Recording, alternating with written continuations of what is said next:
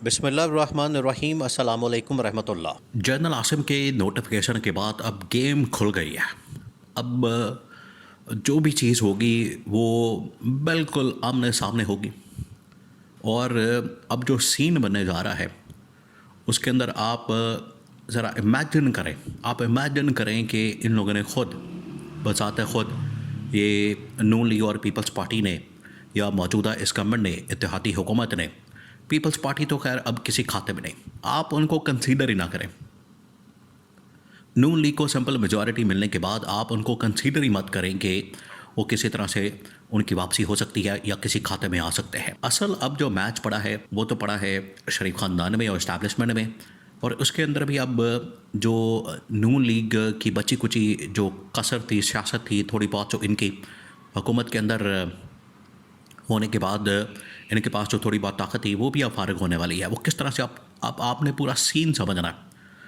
देखिए, ये जो हामिद मीर की जानिब से नोटिफिकेशन ट्वीट किया गया, ये बड़ा मानी खेस है, बहुत मानी खेस, क्योंकि पिछले तकरीबन को 10 दिनों से 15 दिनों से इसके ऊपर बात हो रही है और 26 नवंबर से ये सिलसिला शुरू होता है, क्योंकि 27 को लास्ट डेट होती है जनरल साहिर शमशाद मिर्ज़ा की।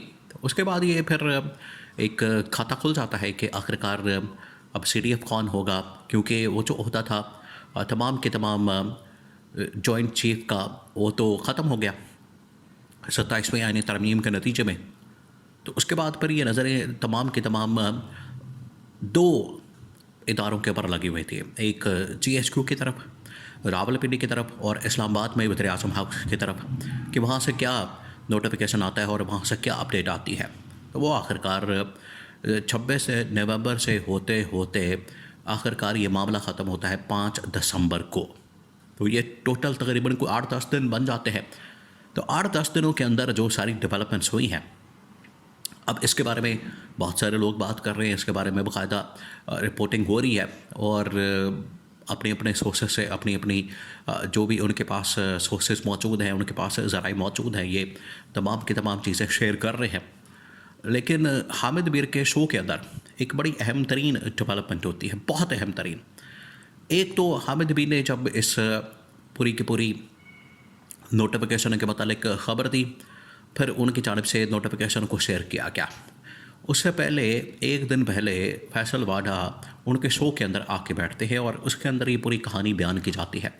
अब आपने पूरा सीन समझना है वहाँ से। फिर उसके बाद इमरान खान के मतलब जो फ़ैसला किया गया, ये किस तरह से आपस में लिंक है, और क्या इमरान खान को कोई सदारत की ऑफ़र की गई है, क्योंकि ये बड़ा अहम तरीन इशू बन गया है कि इमरान खान के साथ इन लोगों ने क्यों कट ऑफ कर लिया है। इमरान खान के मतलब जो बातें हो रही हैं और इमरान खान के मतलब जो इस्टेब्लिशमेंट का एक बड़ा ही स्ट्रॉन्ग किस्म का स्टांस है, उसके पीछे रीज़न क्या हुआ। क्या हुआ ये कि फैसल वाडा जैसे ही लॉन्च होते हैं, फैसल वाडा जैसे ही मैदान के अंदर आते हैं तो वह थरथल्ली बढ़ जाती है। तो फैसल वाडा की जानिब से ना सिर्फ गवर्नमेंट को पैगाम दिया जाता है, हुकूमत को पैगाम दिया जाता है, उनके वज़ीरों मशीरों को पैगाम दिया जाता है, बल्कि वहीं से इमरान खान को पैगाम दिया जाता है। तो ये दो पैगाम जाते हैं, और PTI को भी, इमरान खान को भी, सुहेल अफरीदी को भी। इसको आप एक साइड पर रख लें, इसको एक साइड पर रखें, और दूसरी साइड के ऊपर गवर्नमेंट और वज़ीर आज़म, फिर पीपल्स पार्टी और आसिफ अली ज़रदारी, ये दूसरी साइड पर। तो ये लाइव शो के अंदर जब इंकशाफात का फिर सिलसिला शुरू होता है तो उसके अंदर फिर ये तमाम चीज़ें बताई जाती हैं। उसके अंदर ये बताया जाता है कि नोटिफिकेशन तो आ रहा है, अगले 24 से 48 घंटों में हलक से निकाला जाएगा। ये बात तो तय हो जाती है। नंबर 2, फिर आगे अब फिर सारी कहानी जो है पॉलिटिकल, उसकी डायमेंशन को ले जाती है। पॉलिटिकल आगे जो सेटअप है, पॉलिटिकल आगे जो सिस्टम है, निज़ाम है, उसका मतलब फिर सारी कहानी को ले जाती है। और वो फिर जब हामिद मीर के सामने ये मामला रखा जाता है, अब आपको पता है कि उनके पास ये सारी इन्फॉर्मेशन है, नॉलेज है, वो फिर अपनी जो इन्फॉर्मेशन है, अपनी जो तमाम के तमाम सोर्सेस के थ्रू इकट्ठी की गई, गैदर की गई जो उनके पास खबर होती है, वो भी शेयर करते हैं। फैसल वाडा कहता है कि ये बात अब अटल हकीकत बन चुकी है, पत्थर पर लकीर है, ये अब बात रिटन ऑन द वॉल है, यानी कि दीवार पे लिखी है, आपको सामने नज़र आ रही है। अब कोई अंधा ही होगा उसको नज़र ना आए कि अब पूरा का पूरा सिस्टम चेंज करना है, पूरा का पूरा निज़ाम चेंज करना है। इस निज़ाम के होते हुए पाकिस्तान में बेहतरी की गुंजाइश, बेहतरी की आप उम्मीद भी नहीं कर सकते, और इस निज़ाम के होते हुए बेहतरी का बिल्कुल एक रत्ती बराबर भी एलिमेंट मौजूद नहीं। तो ये आप भूल जाएंगे, निज़ाम की तब्दीली अब नहीं होगी, ये अब आप भूल जाएं। बिल्कुल होगी, डंके के चोट पर होगी और दो टुक अंदाज में होगी, बबांगे तोहल होगी, कोई उसमें रुकावट किसी ने। अगर ये पैगाम किसको दिया जा रहा है? इमरान खान को दिया जा रहा है। इमरान खान तो जेल में बैठा हुआ है, वो कैसे निज़ाम के अंदर तब्दीली के हवाले से रुकावट बन सकता है? ना उसकी पार्टी है, ना जमात है, ना उसके लीडरान हैं, ना लीडरशिप है, ना कारकुन, ना वर्कर्स, सपोर्टर्स, ना बजाते खुद वो। तो कौन रुकावट बनेगा? ये पैगाम आप समझें जो फैसल वायदा ने दिया, कि जो भी उसमें रुकावट बनेगा फिर वो रुकावट को कुचल दिया जाएगा, ख़त्म कर दिया जाएगा। ये पैगाम किसके लिए? ये पैगाम है नून लीग के लिए, क्योंकि नून लीग इस सिस्टम के अंदर मौजूद है। नून लीग इस सिस्टम के ऊपर बैठी है और नून लीग इस सिस्टम के ऊपर बराचमान है। तो उनको पैगाम दिया गया कि अब आपने रुकावट नहीं बननी।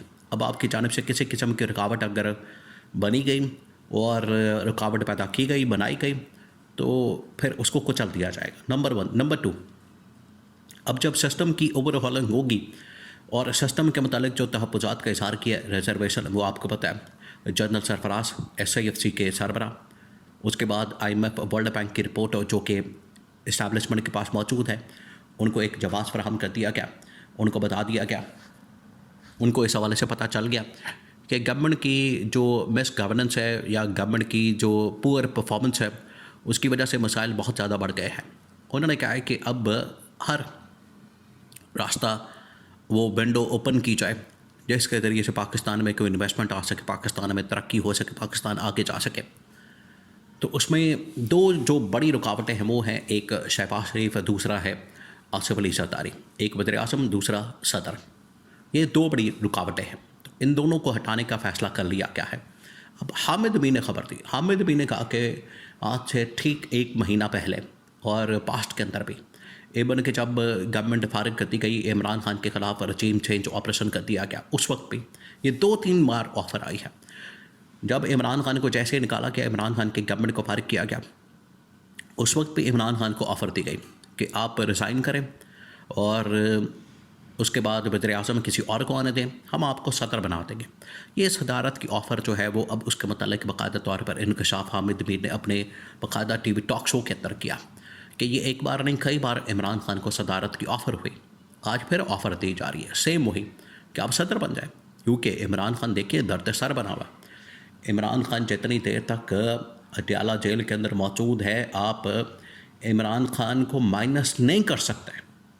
इमरान खान को जेल में तो रख सकते हैं, पाबंद सलासल तो कर सकते हैं, सलाखों के पीछे तो कर सकते हैं, लेकिन आप उसका नज़रिया, उसकी सोच, उसकी अप्रोच और उसकी जो राय है, उसका जो ओपिनियन है, उसको नहीं दबा सकते।